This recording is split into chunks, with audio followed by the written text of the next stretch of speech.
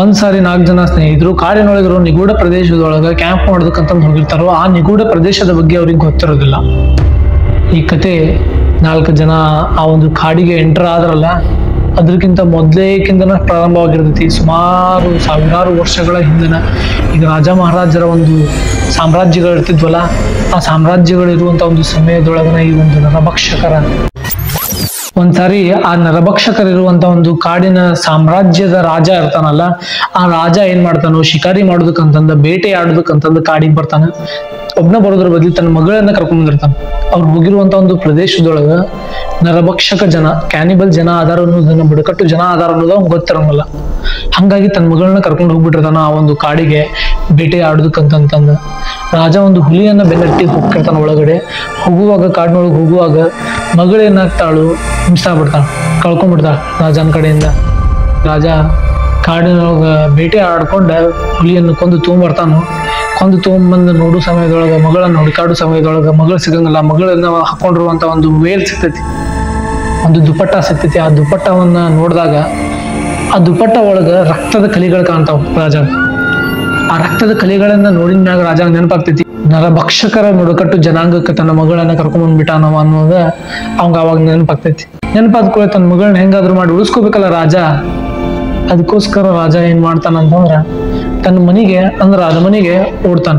ಅರಮನೆಗೆ ಓಡಿ ಅಲ್ಲಿಂದ ಸುಮಾರು 5 ಲಕ್ಷ ಜನ ಸೈನಿಕರನ್ನ, ರಾಜ ಅಂದ್ರೆ ದೊಡ್ಡ ಸಾಮ್ರಾಜ್ಯ ಇರ್ತದೆ ರಾಜ ಅಂದ್ರೆ, ಆ ರಾಜನ ಸಾಮ್ರಾಜ್ಯದೊಳಗಿರುವಂತ ಒಂದು 5 ಲಕ್ಷ ಜನ ಸೈನಿಕರನ್ನ ತಗೊಂಡ ಮನುಷ್ಯರ ಮಾಂಸವನ್ನು ತಿನ್ನುವಂತ ಒಂದು ಬುಡಕಟ್ಟು ಜನಾಂಗಕ್ಕೆ ಕರ್ಕೊಂಡ್ಬರ್ತಾನೆ. ಎದಕ್ಕಂತಂದ್ರೆ ತನ್ನ ಮಗಳನ್ನ ರಕ್ಷಣೆ ಮಾಡ್ಕೊಳ್ಳೋದಕ್ಕೋಸ್ಕರ. ಆದ್ರ ಆ ರಾಜ ಗೊತ್ತಿರಂಗಿಲ್ಲ, ತನ್ನ ಮಗಳ ಇಂದುವರೆಗೂ ಕೂಡ ಆ ಬುಡಕಟ್ಟು ಜನಾಂಗದವ್ರು ತಿಂದಿಲ್ಲ. ಆ ನರಭಕ್ಷಕ ಜನಾಂಗದ ಕಡೆಗೆ ಹೋಗುವಂತ ಸಂದರ್ಭದೊಳಗ ಆ ಸೈನಿಕರಿಗೆ ತಮ್ಮ ಯುವರಾಣಿಯ ಒಂದು ಚಪ್ಪಲಿ, ಚೈನು, ಆಮೇಲೆ ಓಲೆ, ಸರ, ನಕ್ಲೇಸ್ ಎಲ್ಲ ಸಿಗ್ತಾವ. ಅವು ಕೂಡ ರಕ್ತದಿಂದ ಕೂಡ್ಬಿಟ್ಟಿರ್ತಾವ. ಇಬ್ರು ರಾಜ ಮತ್ತು ಯುವರಾಣಿ ಇಬ್ರು ಕೂಡ ಎದಕ್ ಬಂದಿರ್ತಾರೋ, ಬೇಟೆ ಆಡೋದಕ್ಕಂತ ಬಂದಿರ್ತಾರ. ಇಬ್ಬರ ಕಡೆನೂ ಅಸ್ತ್ರಗಳಿರ್ತಾವು. ಆ ಅಸ್ತ್ರ ಶಸ್ತ್ರಗಳನ್ನ ಉಪಯೋಗಿಸ್ಕೊಂಡ್ಬಿಟ್ಟು ಬೇಟೆ ಆಡಿರ್ತಾರ.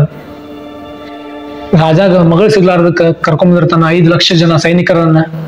ಸೈನಿಕರ ಕಡೆಯಿಂದ ಏನ್ ಸಿಗ್ತೈತಿ, ಆ ಒಂದಿಷ್ಟು ಓಲೆಗಳು, ಆಭರಣಗಳು ಸಿಗ್ತಾವ ರಾಜ.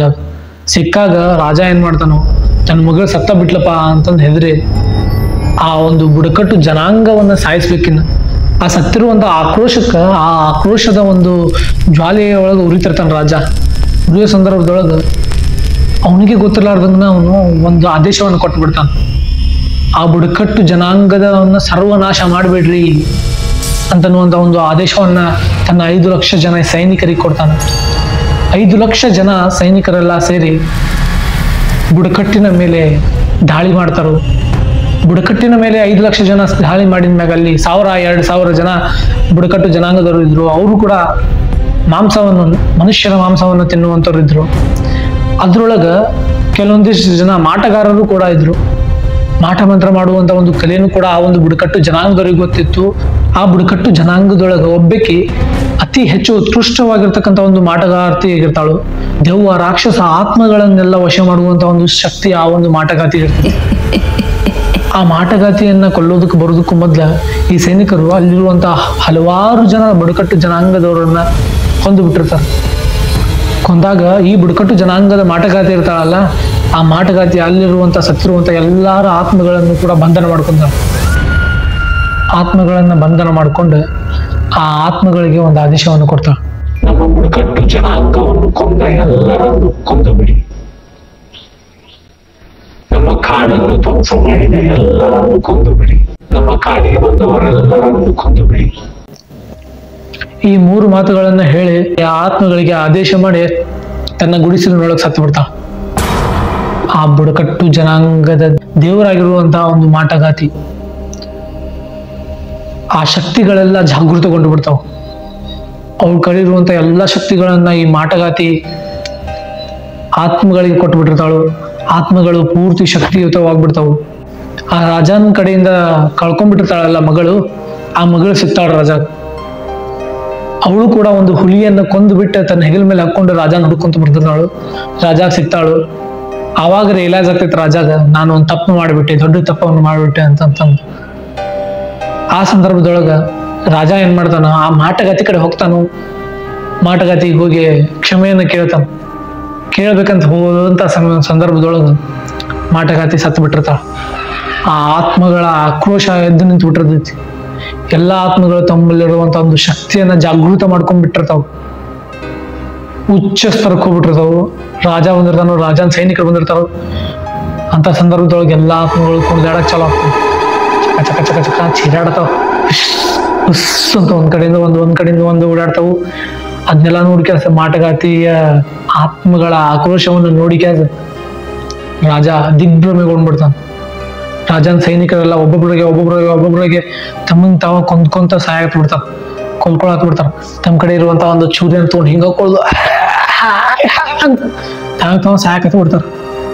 ಆ ಸಾಯುವುದೆಲ್ಲ ನೋಡ್ಬಿಟ್ಟ ರಾಜ ತಾನೇ ಹೆದರ್ಕೊಂಡ್ಬಿಟ್ಟ ತನ್ನ ಮಗಳನ್ನ ತನ್ನನ್ನ ತಾನ ಕೊಂದಾಕ್ಬಿಡ್ತಾನ. ಯಾಕಂದ್ರ ಆ ರಾಜನೊಳಗೆ ಒಂದು ಆತ್ಮ ಸೇರ್ಕೊಂಡು ಅವ್ರಿಬ್ಬರನ್ನು ಕೊಂದು ಬಿಡ್ತೈತಿ. ಇಲ್ಲಿಗೆ ಆ ಒಂದು ಬುಡಕಟ್ಟು ಜನಾಂಗ ಧ್ವಂಸ ಆಗಿ ಹೋಗ್ಬಿಟ್ಟಿರ್ತೈತಿ. ಅದಾಗಿನ ಮೇಲೆ ಆ ಒಂದು ಬುಡಕಟ್ಟು ಜನಾಂಗ ಇರುವಂತ ಒಂದು ಸ್ಥಳಕ್ಕ ಯಾವ ಮನುಷ್ಯರು ಕೂಡ ಬಂದಿರೋಲ್ಲ. ಅದು ಪೂರ್ತಿ ದಟ್ಟವಾಗಿರುವಂತ ಒಂದು ಅರಣ್ಯವಾಗಿ ಅಭಿವೃದ್ಧಿ ಹೊಂದಿರ್ತೈತಿ. ಅಲ್ಲಿ ಆತ್ಮಗಳು ಇನ್ನೂ ಕಾಯ್ತಿರ್ತಾವ ಜನರಿಗೆ ಬರ್ಲಿ ಅಂತಂತಂದು. ರಾತ್ರಿಯ ಸಮಯದೊಳಗೂ ಕೂಡ ಆರ್ಭಟ ಚಾಲು ಆಗ್ತಿರ್ತೈತಿ. ಅದು ಈ 4 ಜನ ಹೋಗಿರ್ತಾರಲ್ಲ, ಈ 4 ಜನರಿಗೆ ಗೊತ್ತಿರಂಗಲ್ಲ. ಸುಮ್ಮನೆ ಅಡ್ಡಾಡ್ಕೊಂತ ಬರ್ತಾರೋ. ಅಲ್ಲಿ ಬಂದ್ಬಿಟ್ಟ ಆ ಒಂದು ಬುಡಕಟ್ಟು ಜನಾಂಗದ ಮಾರಣ ಹೋಮ ನಡೆದಿರುವಂತ ಒಂದು ಪ್ರದೇಶಕ್ಕೆ ಹೋಗ್ತಾರ 4 ಜನ. ಅದ್ರೊಳಗೊಬ್ರಿಗೆ ಪ್ಯಾರಾನಾರ್ಮಲ್ ಆಕ್ಟಿವಿಟಿಗಳ ಬಗ್ಗೆ ನಂಬಿಕೆ ಇರ್ತೈತಿ. ಹಂಗಾಗಿ ಅದ್ರೊಳಗೊಬ್ರು ರಾತ್ರಿ ಸಮಯದೊಳಗೆ ಇಲ್ಲಿರೋದು ಬೇಡ, ಇಲ್ಲೆಲ್ಲ ಪೂರ್ತಿ ನನಗೆ ಒಂಥರ ನೆಗೆಟಿವ್ ಎನರ್ಜಿ ಫೀಲ್ ಆಗತೈತಿ, ಮನೆಗೆ ಹೋಗ್ಬರ್ರಿ ವಾಪಸ್, ಅವ್ರು ಬಂದಿರುವಂತ ಒಂದು ಲಾಡ್ಜಿಗೆ ವಾಪಸ್ ಹೋಗ್ಬರ್ರಿ ಅಂತಂದು ಅಂತಾರ. ಬಟ್ ಉಳಿದ 3 ಜನ ಇರ್ತಾರಲ್ಲ ಕಿಡಿಗೇಡಿಗಳು, ಅವರು ನೈಟ್ ಇಲ್ಲೇ ಸ್ಟೇ ಮಾಡ್ಬೇಕು. ನಾವು ಇವತ್ತು ಈ ಒಂದು ಅಡ್ವೆಂಚರ್ ಅನ್ನ ಫೀಲ್ ಮಾಡ್ಬೇಕು. ನಾವು ಎಷ್ಟು ದುಡ್ಡು ಕೊಟ್ಟರು ಕೂಡ ಇಂಥ ಒಂದು ಅನುಭವ ಸಿಗಂಗಿಲ್ಲ ನಮಗ. ಇವತ್ತು ನಮಗೆ ಈ ಅನುಭವ ಸಿಗತೈತಿ, ಇದನ್ನ ಬಳಸ್ಕೋಬೇಕು ನಾವು ಈ ಒಂದು ಅವಕಾಶವನ್ನ ಅಂತ ಅಂದ್ಬಿಟ್ಟ 4 ಜನ ಅಲ್ಲೇ ರಾತ್ರಿ ನಿಲ್ತಾರು.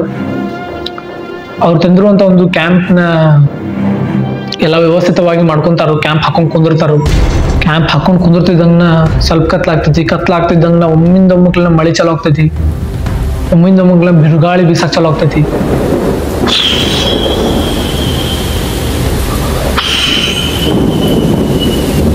ಅಂತ ಆ ಬಿರುಗಾಳಿಯ ಒಂದು ವೇಗದ ಹೊಡೆತಕ್ಕ ಅವ್ರು ಹಾಕಿರುವಂತ ಒಂದು ಕ್ಯಾಂಪ್ ಎಲ್ಲ ಹರ್ಕೊಂಡು ಹೋಗ್ಬಿಡ್ತೈತಿ.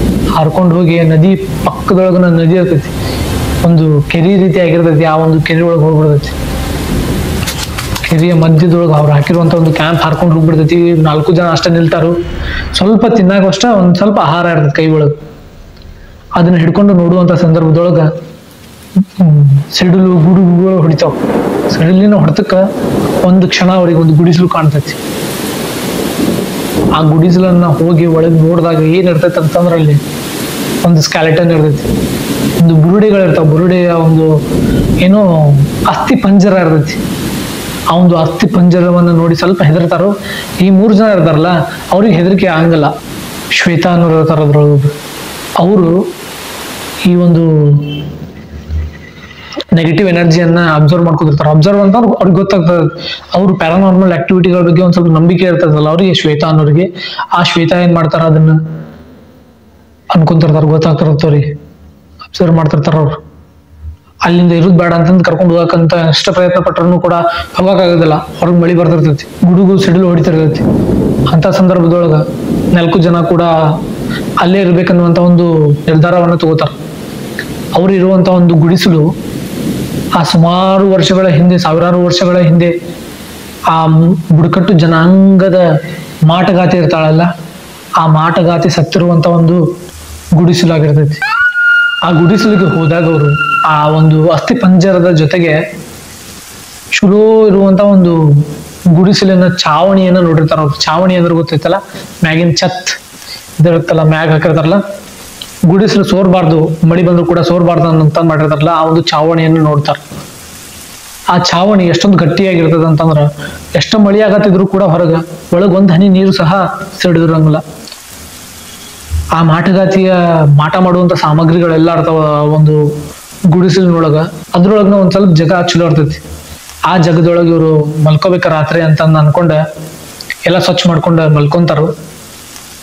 ಮಲ್ಕೊಂಡ ಬೆಳಿಗ್ಗೆ 7 ಸಮಯದೊಳಗ ಅವ್ರ ಆ ಗುಡಿಸಲಿನೊಳಗೆ ಇರಂಗಿಲ್ಲ. ಅವ್ರು ಮಲ್ಕೋತಿದ್ದಂಗ ಎಲ್ಲಾ ಆತ್ಮಗಳು ಚೀರಾಡಕ್ ಚಾಲು ಆಗ್ತಾವ.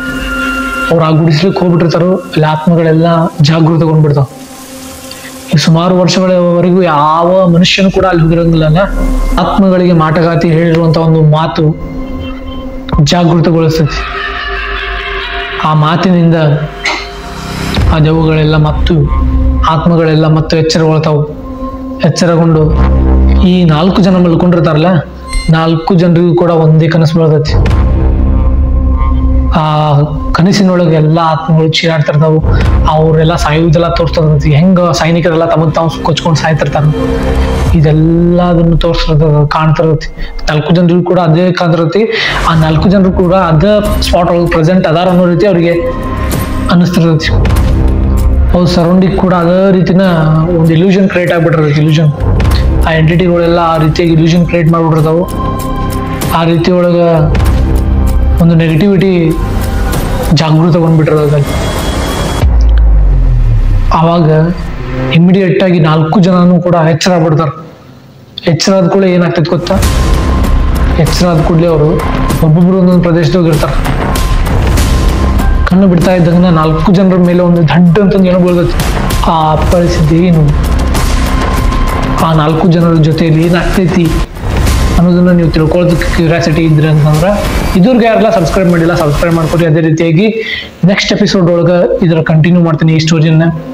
ಈ ಸ್ಟೋರಿ ಇಷ್ಟ ಆಯ್ತು ಅಂತಂದ್ರೆ ಕೆಳಗಡೆ ಕಮೆಂಟ್ ಮಾಡ್ರಿ. ಏನ್ ನಿಮ್ಗ ಹೆಂಗ ಅನಿಸ್ತು ಈ ಸ್ಟೋರಿ ಅಂತ ಕೇಳಿ ಅಂತಂದ್ಬಿಟ್ಟು ಕಮೆಂಟ್ ಮಾಡ್ರಿ. ಈ ಚಾನಲ್ ಒಳಗೆ ಇದು ಮೊದಲನೇ ವಿಡಿಯೋ ಈ ರೀತಿಯಾಗಿ ಒಂದು ಹಾರರ್ ಸ್ಟೋರಿಯನ್ನ ನಿಮ್ಗೆ ಎಕ್ಸ್ಪ್ಲೈನ್ ಮಾಡಿರೋದು ನಾನು. ಯಾವ ರೀತಿಯಾಗಿತ್ತು ಈ ಸ್ಟೋರಿ, ನಿಮ್ಗೆ ಹೆಂಗ್ ಅನಿಸ್ತು ಅಂತಂದು ಕಮೆಂಟ್ ಮಾಡ್ರಿ. ನೆಕ್ಸ್ಟ್ ವಿಡಿಯೋದಲ್ಲಿ ಮತ್ತೆ ಸಿಗೋಣ. Thank you, bye bye.